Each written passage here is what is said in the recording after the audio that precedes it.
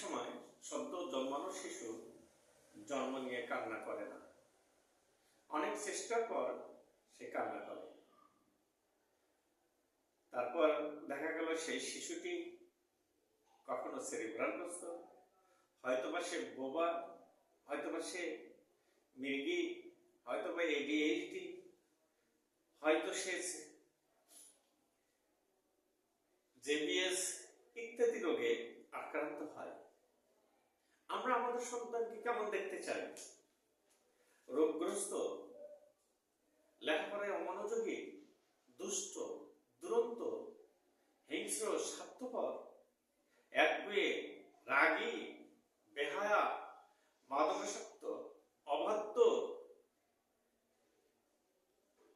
নাকি রোগমুক্ত, সুস্বাস্থ্যের অধিকারী, বিনয়ী, লেখাপড়ার কর্মে মনোযোগী, আধ্যাত্মিক জ্ঞান সম্পন্ন, পরোপকারী, শান্ত, সুবোধ, বাধ্য সত্তা?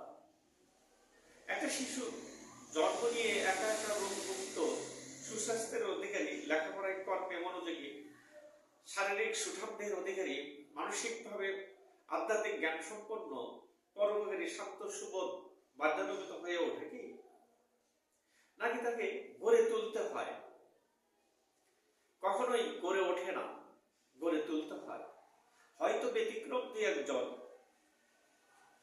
কিন্তু সেই ব্যতিক্রম কখনো সমষ্টি গতির বিচার হতে পারে না।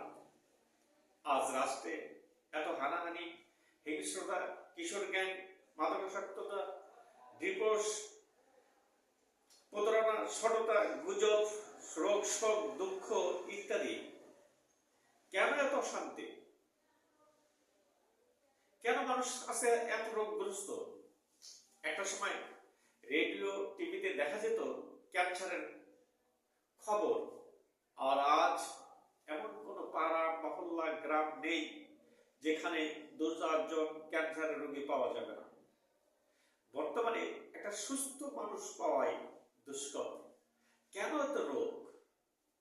আমি শুরুতে বললাম যে সদ্য জন্মানো শিশু কান্না করেনি।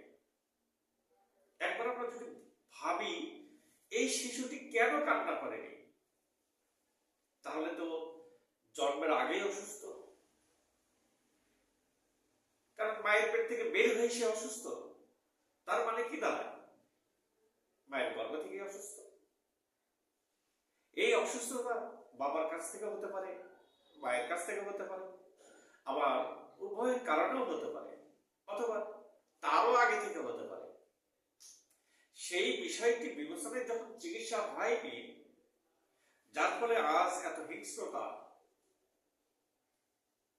আমরা সুস্থ চাই, একটা সুস্থ জাতি চাই। কখন সম্ভব? একটা সত্যিকার স্বাস্থ্য পরিচর্যার প্রয়োজন। সেই স্বাস্থ্য পরিচর্যাটা কখন থেকে হবে? একটা শিশু জন্মের পর থেকে, নাকি জন্মের অনেক আগ থেকে? সেই বিষয়ে যদি আমরা একটা শিশুকে জন্মের পর থেকে যদি চেষ্টা করি, তাহলে কখনোই পরিপূর্ণ সুস্থ সবল একটা শিশু হবে না।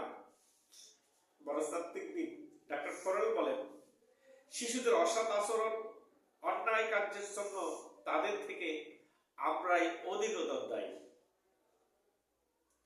শিশু জন্মগতভাবে সে সৎ স্বভাবমুখী, মানব জীবন সফল, সৎ প্রতিষ্ঠা, সৎ কাজ এবং সৎ হওয়ার প্রাণপত্য চেষ্টা থাকে। কিন্তু এই চেষ্টা আজ ব্যর্থ। কেন? এই চেষ্টা তখনই সফল হবে বাবা মা, পরিবার, রাষ্ট্র সকলের আচরণ অধিকতর সৎ হতে হবে, উন্নতি হতে হবে অধিক। শিশুর নিজস্ব সৎপরি স্বভাব তার উন্নতির পথে কাজে লাগাতে হবে। তবেই না আমরা একটি সুস্থ জাতি পাব, তবেই না আমরা মানুষকে রোগ মুক্ত পাব। একটা শিশুর কখন থেকে যত্ন হবে, কিভাবে যত্ন হবে, কখন তার যত্ন নিলে একটা সুস্থ সবল শিশু পাব, সে মানসিকভাবে আধ্যাত্মিক জ্ঞান সম্পন্ন হবে।